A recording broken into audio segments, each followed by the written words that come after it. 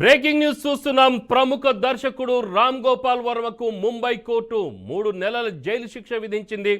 Check bounce కేసుకు సంబంధించి Andheri magistrate court వర్మపై నాన్ బెయిలబుల్ వారెంట్ను జారీ చేసింది. 3 నెలల్లో ఫిర్యాదుదారుడికి 3,07,000 రూపాయల పరిహారం చెల్లించాలని ఆదేశించింది.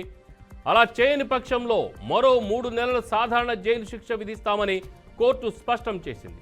2018లో మహేష్ చంద్ర అనే వ్యక్తి వర్మపై ఈ చెక్ బౌన్స్ కేసును వేశారు.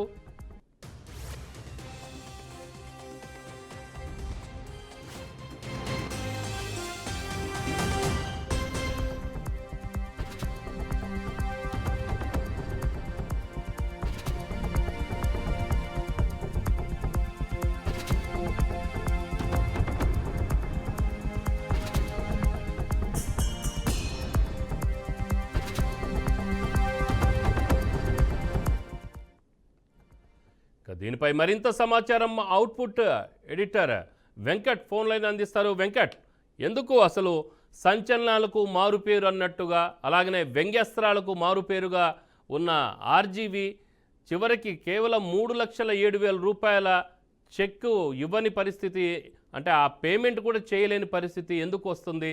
అంటే చెక్ బౌన్స్లో ఈరోజు కటకటాల వెనక వెళ్ళే పరిస్థితి దాపురించింది.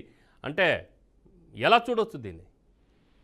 రామారావు దర్శకుడు వర్మకి మరో షాక్ తగిలింది. జనరల్గా ఆయన వివాదాల కేంద్రంగా మనం భావిస్తూ ఉంటాం. సినిమాల పరంగా కావచ్చు, లేదంటే స్టేట్మెంట్ పరంగా కావచ్చు, ఇంకేదైనా విషయంలో కానీ ఆయన చేసే బోల్డ్ కామెంట్స్ వల్ల కానీ మరోసారి అలాంటి వివాదమే ఆయన ఎదుర్కొన్నారని చెప్పుకోవచ్చు. 2018లో జరిగిన ఒక చెక్ బౌన్స్ కేసు సంబంధించి ఆ విచారణ ఆల్మోస్ట్ 6 సంవత్సరాలు అటు ఇటుగా గడిచింది. ఈ క్రమంలో కోర్టు అంధేరి మ్యాజిస్ట్రేట్ కోర్టు ఒక సంచలనం తీర్పిచ్చింది. చెక్ బౌన్స్ కేసులో ఆయనకి 3 నెలల శిక్ష విధిస్తూ తీర్పడం జరిగింది. మహేష్ చంద్ర అనే వ్యక్తి 2018లో అంటే మహేష్ చంద్ర అనే వ్యక్తికి ఇచ్చిన చెక్ అది బౌన్స్ కావడంతో ఆయన అప్పటి నుంచి ఆ కేసు సంబంధించి ఫాలోఅప్ చేసుకుంటూ ఎటకేలకు ఈ రోజు తీర్పు అయితే అంధేరి మ్యాజిస్ట్రేట్ గురించి 3 నెలల పాటు జైలు శిక్ష ఇవ్వాలని తక్షణమే అతనికి ఎవరైతే బాధితుడు కోర్టును ఆశ్రయించాడో ఆ వ్యక్తికి 3,07,000 రూపాయలు చెల్లించాలని, ఒకవేళ చెల్లించిన పక్షాన మరో 3 నెలల పాటు జైలు శిక్ష పెంచేలా చర్యలు తీసుకోవాలని కోర్టు ఆదేశించింది. నిజానికి ఇది వర్మకి ఒక పెద్ద షాక్ గానే భావించాల్సి ఉంటుంది. ఎందుకంటే గతంలో స్టేట్మెంట్ల పరంగా, లేదంటేనేమో సినిమాల పరంగా, లేదంటే ఇంకో విధంగా ఆయన బాగా అయ్యాడు. బట్ ఐ థింక్ చాలా తక్కువ కేసు చెక్ బౌన్స్ లో ఆయన ఇరుక్కోవటం, లేదంటే ఆ కేసును ఫేస్ చేయడం జరిగింది. సో ఇదొక కేసుగా మనం భావించాల్సి ఉంటుంది.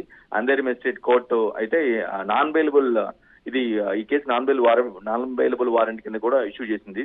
So maybe next courts of law ఏం చెప్తుంది ఏంటి, దాని ప్రకారం పోలీసులు వెళ్లే అవకాశం అయితే కనిపిస్తుంది. ఆయన అరెస్ట్ చేస్తారా, లేదంటే అంటే శిక్ష విధించారు, ఈవెన్ 3 నెలలు జైలు శిక్ష విధించారు తీర్పులో చెప్పారు. అట్ ది సేమ్ టైం ఒకవేళ చెల్లించిన మొత్తం ఏదైతే అతనికి బాధ్యతలు చెల్లించారో ఆ మొత్తం చెల్లించకపోతే మరో 3 నెలలు ఎక్స్టెండ్ చేయాలని చెప్పారు. సో ఈ నేపథ్యంలో పోలీసులు, స్థానిక పోలీసులు, ముంబై అంధేరి పోలీసులు ఏ విధంగా వ్యవహరిస్తారు, ఏంటి నెక్స్ట్ స్టెప్ ఏది తీసుకుంటారనే దానిపైన ఆసక్తి నెలకొంది. రామారావు, అంటే గతంలో 3 సార్లు నోటీసులు ఇచ్చారు వర్మకి, అయినా కూడా ఆయన దాని మీద స్పందించలేదు.